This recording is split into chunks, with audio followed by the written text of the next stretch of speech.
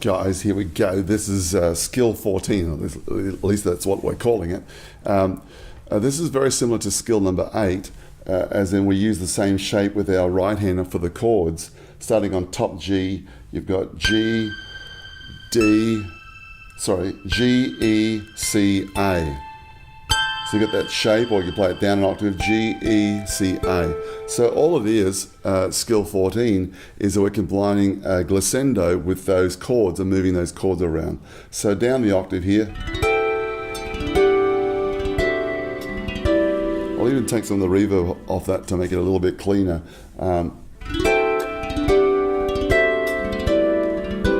you don't have to necessarily play it in order, or it's a good practice to do that.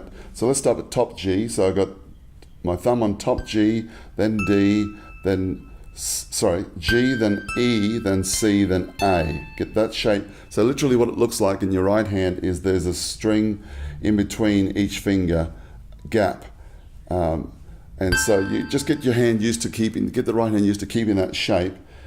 And let's go down the scale. So we're going to glissando up to it and go down the scale.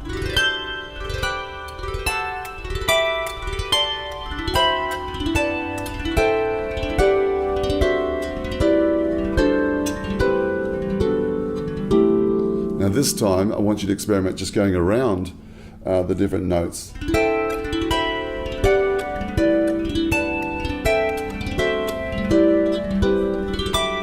So it's rather random, but what you're doing is you're learning to keep your fingers at a consistent gap to have that one string in between each finger while you glissando up to it.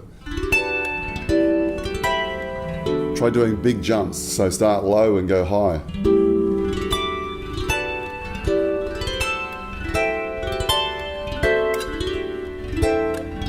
And same as skill 13, we've got it in the key of G, so the F's are sharp, and you can put in whatever key you want to, but it sounds nice in that key, especially starting at the top or down an octave. So I'm not so much thinking about where my fingers are going to be placed next, but rather than just placing them, keeping that gap and that chord sound.